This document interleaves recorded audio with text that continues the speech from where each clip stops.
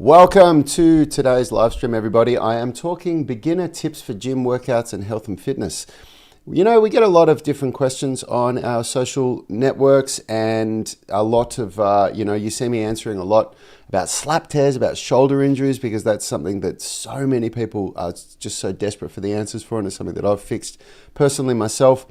We get a lot of flexibility questions, but today I am answering questions for absolute beginners, for people who are starting their health and fitness journey and who just really don't know what it is that they should be focusing on, because we get, this really is spawned from a couple of new members that have joined my online personal training.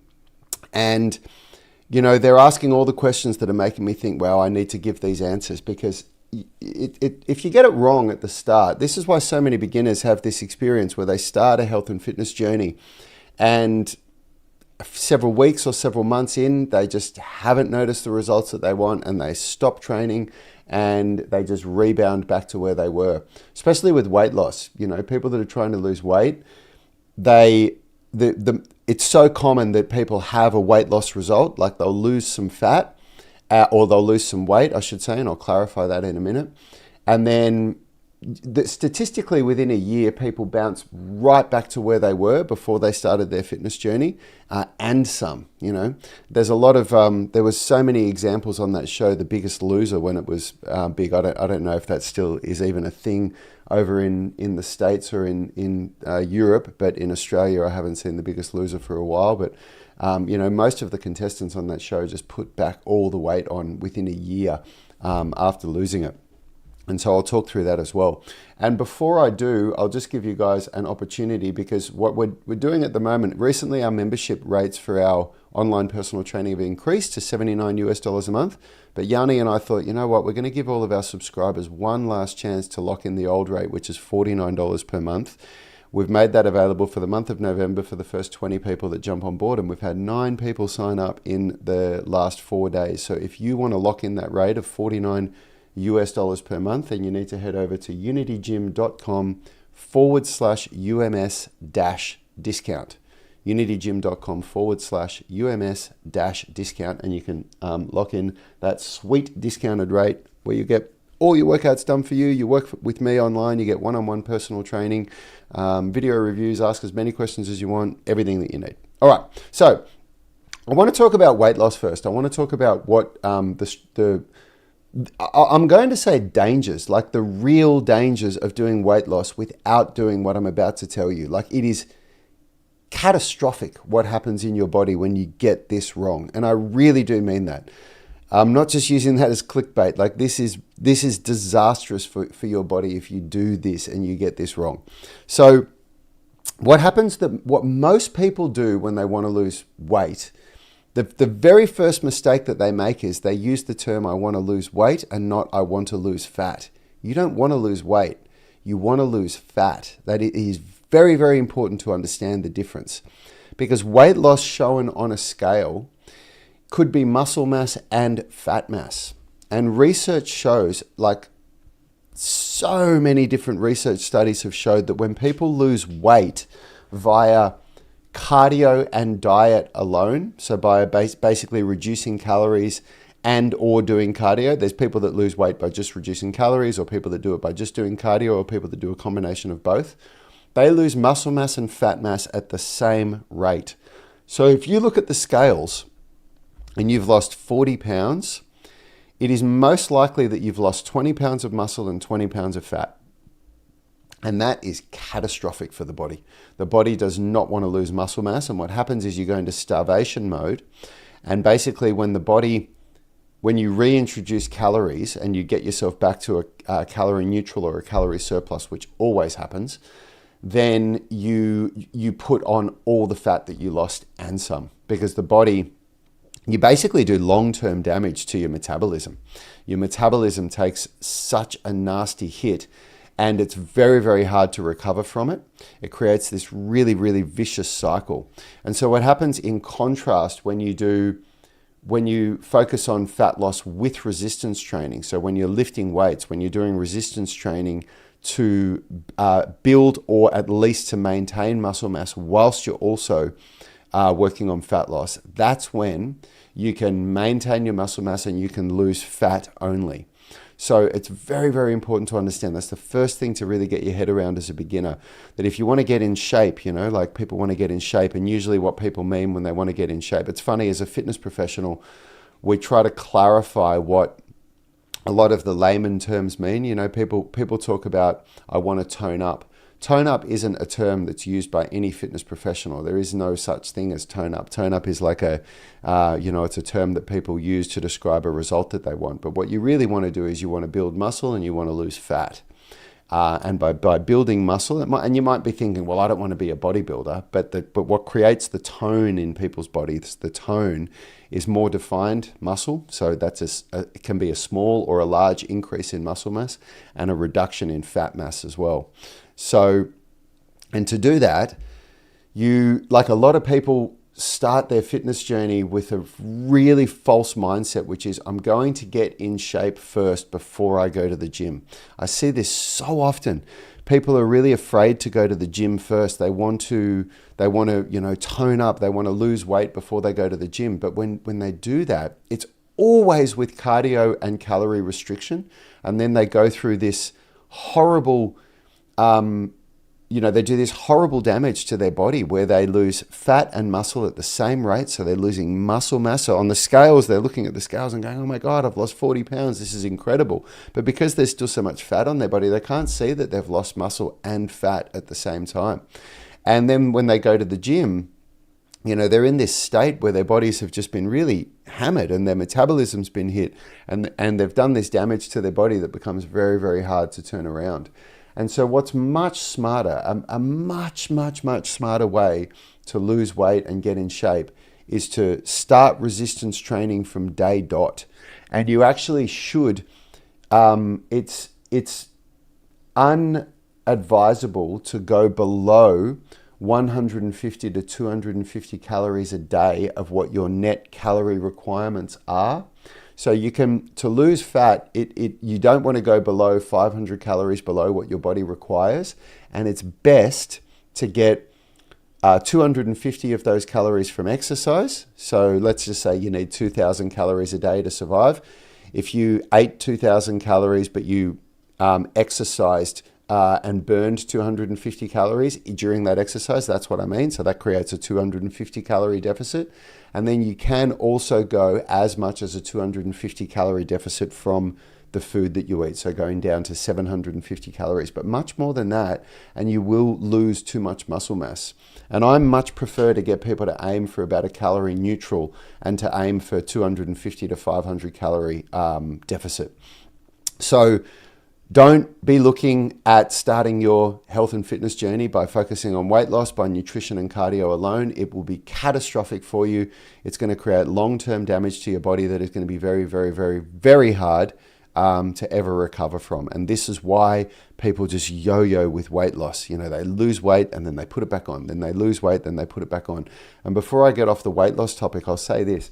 If you've been, and you've got to, excuse me, I'm not, I don't read all the most current research on weight loss, but I've got friends who have PhDs in metabolic research and who very much have their finger on the pulse with weight loss. And I communicate with them, and I get my up-to-date information from those guys. But apparently in recent research, it shows that if you've been overweight for the majority of your life or for a long period of time, like for a decade or more, then to lose weight and to be able to maintain it long term, if you think about it, you don't want to lose weight. That's not what your goal is. Your goal is to be at a healthy weight for the rest of your life. So that the weight loss is the first step to that. So the goal is, I want to be in a healthy weight. I want to be, as a man between 10 and 14% body fat, and as a woman between, 18 and 22% body fat, whatever it is. And I want to be able to maintain that long term. So that's the goal. And so when you lose the weight, what we're learning is that you actually have to maintain that new weight for up to 7 years before that becomes the body's norm, before the body sees that as this is the norm. And this is why somebody like me, somebody who's been exercising and who's been a healthy weight for such a long time, it's very hard for me to become a fat person. It's very hard for me to become overweight. Because this is my metabolism understands this. I've got a lot of muscle mass on my body compared to somebody that has a lot more fat than me. Like for me, weighing roughly about 200 pounds, there's other people that weigh 200 pounds that are my height, but they don't have the body composition that I have. They have a lot more fat on them. And that person, it's very easy for them to store more fat. For me, it's harder. For me, I can eat more. Like my friends will look at me if I have a binge night or whatever, or if we have a pizza night and I eat ice cream or something like that, which happens less and less as I grow older, but I'm not a saint. It does still happen. And my friends will look at me and go, how the hell do you not put fat on? And it's because I've got this metabolic blueprint from being this certain way for such a long time that my body's adapted to this. And please don't say genetics. It is not genetics. If you look at my mother and father, they are both very overweight. It is, and my sisters at times have been overweight as well. And my brother and I have had if you looked at us when we're younger, we didn't look the way that we do now. It's through this, creating this metabolic blueprint from having your body be at a certain state for such a long period of time. And so the reverse happens when your health isn't in a good state for such a long period of time, then that becomes the metabolic blueprint. And to turn that around, you need to get yourself into a new state of health and fitness, and you need to maintain that for up to 7 years. And it might seem unfair. You might think, well, that's just ridiculous. It's unfair. But health and fitness is a journey. It's not a destination. It will never be a destination.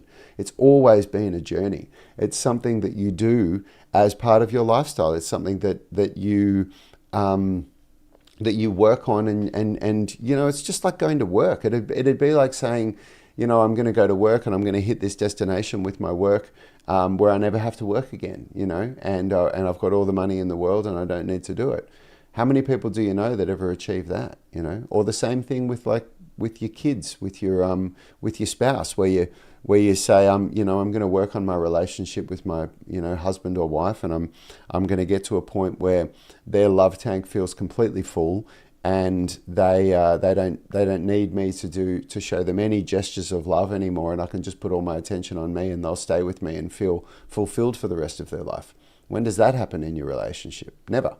Same with your kids. You don't just get to a point with your children where you're like, okay, well, I've given them all the attention that they ever need, and I can just focus on myself now. And so nothing in life works like that. None of the things that we all want in our life, and our health and fitness is no different.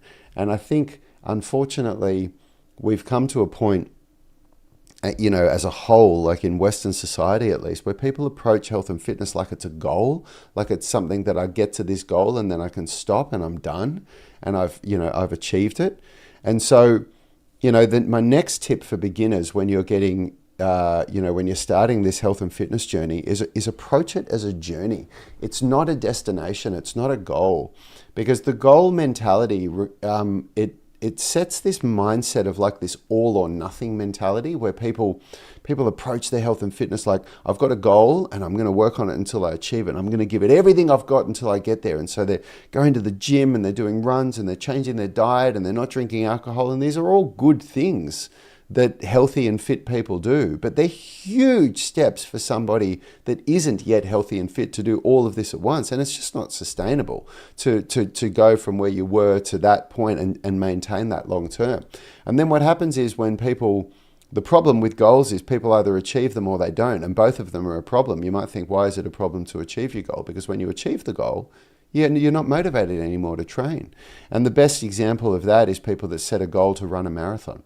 People set a goal to run a marathon, they start training, they're not a runner, and they start running and they do all this prep work for 6 months and they run the marathon and then they stop running.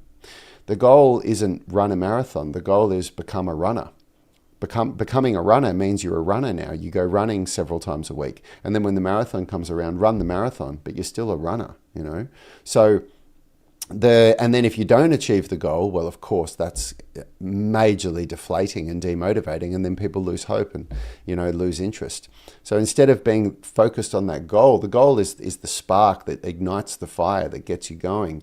But being process driven, being focused on the process is what's going to get you there, because if you just focus on the process, and I'm going to talk about that more in a minute, then that's what's really going to achieve the goals that you set for yourself.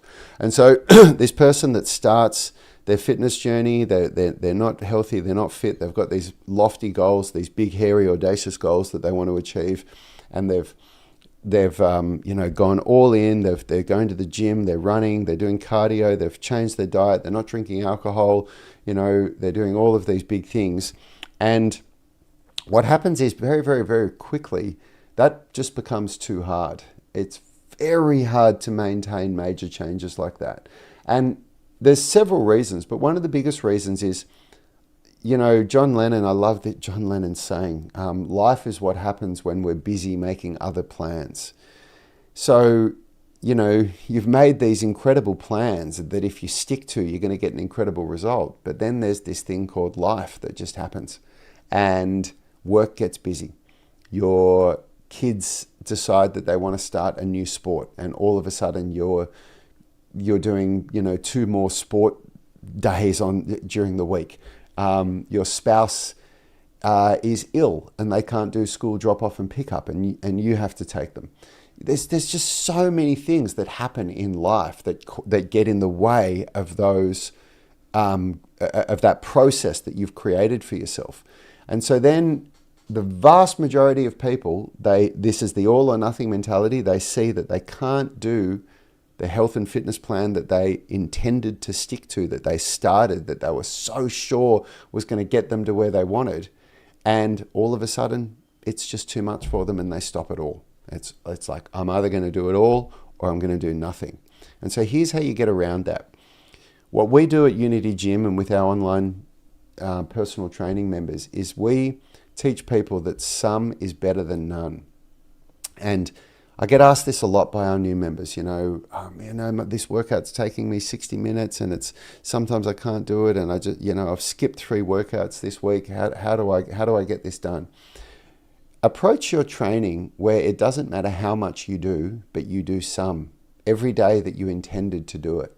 Because when you set yourself a goal that you're going to do a 60-minute or a 90-minute workout, and that's your goal, it is unlikely that you're going to get that done every day. In fact, it's probable that sometime in the not too distant future, that you're going to have a week where you'll barely even be able to do one of those workouts in a week, because it'll just be unrealistic with the workload that you've got with everything that I just spoke about.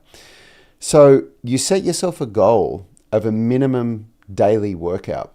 And that's going to be different for everybody. It depends on what your life is like. It could be 10 minutes, 20 minutes, it could be 30 minutes. I'll tell you what my minimum workout is in a minute. But you set yourself a goal of what you define what your minimum workout is, an amount of working out that would be unreasonable for you to not do. So because this is my office downstairs and I have a home gym, and I did that. I actually intentionally built myself a home gym because I used to work out at Unity Gym when we were in North Sydney before we were an online business. And so I went to work and I was at the gym, so there was no problems with me getting a workout there. But when we moved to Avoca Beach out of Sydney, this would be considered, urban living or suburbia, whatever you call it, can't remember. But I'm not in a CBD. I'm not in a business district. It's residential around here, and the closest gym is a 15-minute drive. And my wife and I didn't want to get a second car. We didn't want that cost, that expense, so we decided just to be a 1-car household. And I decided that I wasn't going to get a gym membership because I didn't want to have to rely on trying to time with my wife when I could use the car. And I didn't want to have to rely on public transport because the public transport at Avoca Beach is terrible compared to in Sydney, what I'm used to. So I created a home gym for myself that took time. It's not like I just went out and did it because I didn't have the funds to just go and set myself up with what I've got now. So I incrementally every month bought one more piece of equipment until I've got this gym that when I make videos, everybody's like, oh man, that's such a cool home gym. But I just did it in stages. And I did that to remove barriers for me being able to get my workouts done so that I could, go to, just get up and do my workout. And so if you've got that option to be able to just do your workout, then I'll talk to you about how you can set your minimum workout out. If you have to go to the gym to do your workout, it still can be that you're going to say to yourself, I'm just going to go there and do 20 minutes. Or it could be, if you don't have either of those options, you can be doing home workouts. I mean, in our online personal training, I write people home workouts that have zero equipment requirement, or it could just be a walk. But the point is, what you do is you have in your mind, you have your minimum workout set where you know exactly what it is that you're going to do on the busy times. And when you because it's a real stress when you have one of those busy days and you know that you're meant to go to the gym and do a 60-minute workout, and then you're just looking at your schedule and everything's not working for you, and you're like, oh man, I can't go to the gym today, I can't do that, I can't do my full workout, what am I going to do? And you have to try and think on the spot of what you're going to do. And that stress of having to work that out, that becomes the thing that stops you from going to the gym, because you have to think about it, you have to work it out, you have to come up with an idea. Instead, when you have your minimum workout already set in your head and you get to that day, you just immediately go, okay, I'm just going to do my minimum workout today. And so for me, my minimum workout is just a very short warm-up. I'll do like a 5-minute warm-up, and I'll do between 3 and 5 sets of my compound lifts for the workout. So in an upper body workout, that'll just be my pull-ups and my dips. I do a lot of calisthenics. If you were at the gym, that would be, your lat pull downs and your shoulder presses, or your chest presses and your rows, or your squats, your barbell squats or split squats, or your deadlifts, the big compound movement in the gym that you would normally do at the start of your workout. Just do a little warm up and 2, 3, 4, 5 sets, whatever you can do, whatever you can fit in, because it's like to do a small warm up and just 2 or 3 sets of your compound lifts. It takes about 15 minutes. So it's this idea that you have this minimum workout that would be unreasonable to think that you couldn't do it. And what that does is, you might think, but what's 2 to 3 sets going to do? Let me tell you this. The person that does 2 to 3 sets 4 or 5 days a week, or however many days they intend to work out in a week, even 2 or 3 days a week, versus the person that does nothing for 2 or 3 weeks and then goes as hard as they can for a week or two and then does nothing for 3 or 4 weeks, those two people over a year, the results that they have are life-changingly different, like night and day different. The person that was doing those 15 to 20 minute workouts on every day that they intend to work out will have built a habit of health and fitness and of exercise that is the foundation for everything that everybody wants in the gym. It's taught them that under no circumstances do I not exercise, that exercise is a part of my life. They've found a way to continue to work out in the hardest times, when things get really, really busy and they are really struggling to get everything done. They've found a way to do it. And they've also, we now know that you can increase strength and increase muscle mass in as little as 2 or 3 sets a couple of times a week. That is enough to see change in the body. Granted, it won't be the same amount of change as somebody that's doing a full 60 to 90 minute resistance training session, but compared to doing nothing at all, it's going to be a huge change. And so when you're a beginner and when you're starting your health and fitness journey, make no mistake, the most important thing is not to have these huge ambitious goals and this massive life change. The most important thing is to build a habit of working out, no matter whether you're busy or whether you're not busy. It is the consistency and the frequency that trumps the intensity every time. So what do I mean by that? Intensity is how hard you're going, how much you're pushing yourself, how intense your workouts are. Whereas the consistency and the frequency is how many times a week you're doing it, and the consistency is how consistent you are with that every week. And the consistency and frequency will always beat intensity. To the point where you don't even, as a beginner, you don't even need to go beyond like 70 or 80% max effort. In fact, I don't even think that you really should in the first 3 months of training. You shouldn't go beyond 70 or 80% max effort, because it can fatigue you, it can cause injury, and What's much more likely to happen is that it will cause you to break form and break technique.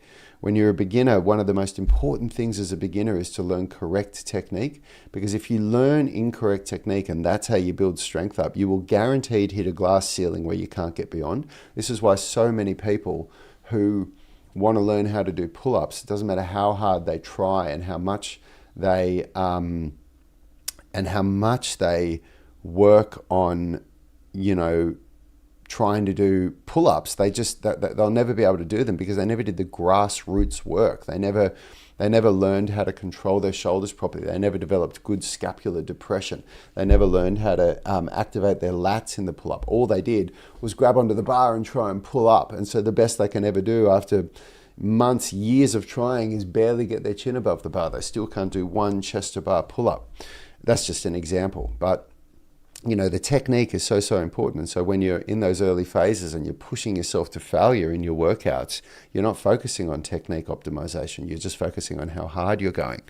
And that's all that, again, that goes back to that mentality of that all or nothing mentality, where you're starting this journey with this goal and your whole premise around training is to achieve that goal as fast as possible, which I really think is not a good way to approach this. And I've been a personal trainer I've been coaching people with health and fitness for 20 years now. I've got a lot of experience coaching people. I've seen this happen so many times. And Yanni and I, this is one of the strengths of the UMS, the Unified Movement System that we teach to our members, where we combine strength and flexibility and fitness, all into the one workout. It was all around, like the first decade of our careers of being personal trainers, we were just looking at why our members weren't getting the same kind of results that Yanni and I were getting. Like, why are they not getting the results when we're training them and we're giving them these programs? And we went through so many different, brainstorming sessions of looking at what people are doing or what people aren't doing that are causing them to, to not get the results that we were getting.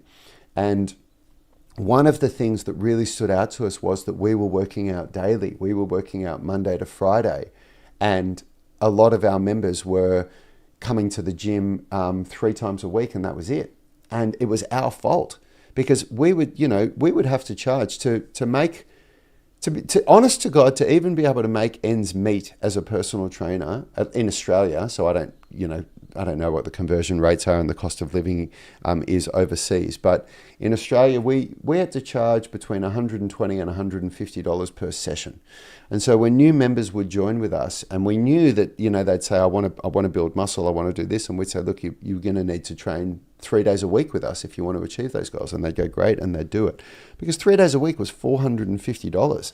And in the earlier stages, we just couldn't see how people could afford that more than that kind of money every week. And so we just felt really bad asking people to, if you said 4 sessions a week, they're spending $600 a week. The average Australian wage is like, back then was $70,000 a year. So people were only taking home $1,200 a week or something like that. But people just weren't getting the results. And that was the first thing that we looked at. So the first thing that we iterated with our UMS was to create a program where the mentality with people was around that they work out daily. And that was the first thing that really changed people's results, is that we created this system where we made it affordable for people to train with a coach daily, so that it just became a part of their life. Another thing that we noticed that our members weren't doing with their training was that they had a very different relationship around food than we did. Yanni and I have just been to so many workshops with nutrition experts, with dietitians, with people who are studying, who are professors studying fat loss and muscle gain at universities, and who are the ones that are creating the cutting edge research and writing the research papers. And we'd done so many of them that it had just become ingrained in our heads, certain ways of eating, that we didn't really need to think about it. We could, we could look at a certain meal and go, no, I'm not going to eat that. It just doesn't have the balance of macronutrients that I want. It doesn't have the amount of fiber and things like that. And it was because for a certain period of time, we had gone all in on following a certain meal plan. I'm not saying a diet, because I have followed, I don't know, diets, I guess. Like I've followed the paleo diet for a while. We did ketogenic for a while. Those are the main ones that I've done. And then the one that I follow now and that I've been doing for a long, long period of time is the modified Mediterranean diet, which I just find to be the most sustainable. But either way, whatever, for periods of time of Yanni in my life, we have followed a very strict way of eating that teaches you a certain relation. Oh, I've also done intermittent fasting as well, or time restricted eating, we should call it. And all of these things I did for a prolonged period of time, long enough to get a different relationship with eating and with nutrition. So that was something that we noticed that our members weren't doing that we were doing. And then when we started to encourage people to do that, people started to see, real changing results. And then another thing that we noticed that what we were doing that others weren't doing is that we were abstaining from alcohol for prolonged periods of time. Like we had rules around alcohol, like we didn't drink a drop during the week. And, if we did drink on the weekends, we made up for that with extra, calorie deficit via extra cardio training the next week. Like you would make up for what you've done, or you would work in a way where, you were aware of what was going on in your body and with how much calories you were consuming from alcohol. That was something that our members weren't doing as well. And then another thing that we did that really changed our members' state of health and fitness when we encouraged them to do it was that we got periodic DEXA scans for about maybe 1 to 2 years. There was about a 1 or 2 year period where Yanni and I got DEXA scans every sort of 3 or 6 months to really understand what was going on in our body, to really understand what was happening with our muscle mass, with our fat mass, when we were looking at the scales and when we were looking at how our clothes fit. And, when we got our members doing that, they developed a really different relationship with their bodies and with the ways that they were approaching their training and their nutrition. And another thing that was actually really interesting that got people to get incredible shape is that when people came to us who wanted to lose fat and wanted to lose weight, and we got them to get a DEXA scan and they told us how many calories they were eating, one of the things that we did that got people in better shape than they ever got in was we increased their calories. Because what we noticed was a lot of people that were coming to us because they wanted to lose weight were on such a massive calorie deficit that they were way below the healthy range for themselves. They got a DEXA scan. The DEXA scan told us what their resting metabolic rate was based on their fat mass and muscle mass, and which is how many calories they need to remain at calorie neutral. And then in some cases, we were increasing people's total calorie intake in a 24-hour period by like 800 calories. Like it was a massive amount. And they were really afraid that they were going to put on weight. And then they got a DEXA scan again 12 weeks later. And I remember this one guy, Nick, had put on in 12 weeks, he had put on 7 kilograms of muscle and lost 5 kilograms of fat in the same 12-week period. Wrap your head around that. He was just blown away. He couldn't believe it. And by increasing his calories, that was the only thing that changed, because he was already coming to Unity Gym. He was already doing our workouts, our UMS workouts, but he felt like he'd plateaued a bit. And so I said, all right, go and get a DEXA scan. Let's have a look at what's going on and let's compare it to the calories you're eating. And then, that was the only thing that changed, is that we increased calories, and his body changed like that because he was in starvation mode. So, to sign off on this one today, guys, if you're a beginner, if you're starting this fitness journey and, you really want to achieve life-changing results, these are my take-homes for this. Approach this as a journey, not as a destination. Having a goal to want to lose fat or build muscle or get in shape is a great goal, and it's a great way to get started, but it isn't. But don't focus on the goal once you start. Focus on the process. And the keys to focusing on the process is to create habits and to create rules for yourself. So creating a rule, like a rule for me is that I don't drink alcohol. I just don't drink alcohol anymore. And I will break that rule on very, very, very rare occasions. But that has served me very, very well. Another rule for me is that I work out daily. I do my workouts Monday to Friday. No matter how I'm feeling, I will do something. That is a rule for me. Another rule for me, and this is a really big one, is that I have a bedtime, not a wake up time. So my bedtime is 8:30 p.m. And people laugh at me when I say that, but I do that because I want to be up bright and early at 5 a.m. so that I can start my day. So you should have a bedtime, not a wake up time. And when you need to be up in the morning, you reverse engineer what 8.5 hours is, because we want 8 hours sleep. And so you want half an hour of that time to be laying in bed and falling asleep. So have a bedtime. That's another rule. And then you build habits around those rules. So you've got your rules and you build habits by doing them, by sticking to these rules over and over again. And you'll build habits that the habits will get you to your goals. If you just focus on your goals, that's not going to get you there. It's the habits that you build, and by sticking to the process, that will get you there as well. Make sure that you don't try to lose weight before you start going to the gym. You should be doing resistance training right from the start of your health and fitness journey. Cardio is important as well, but honestly, resistance training is more important at the start. Resistance training and flexibility training is more important at the start of your journey, because you need to make your body strong. You need to be strong, and you need to be flexible enough to be able to handle whatever it is that you're doing. Otherwise, you're at risk of injury. And so that's why in the earlier phases of the UMS, we focus 100% on strength and flexibility, and then we start to introduce cardio later. That doesn't mean you can't do cardio in the earlier stages, but that would be extra on top of your strength and flexibility training. Focus on that. Focus on technique optimization, and focus on getting this right, so that you don't develop bad technique that becomes a weak foundation, that when you try and build on it later, when you try and get stronger, you just don't have that good foundation there that you can build on and get strong without getting injured.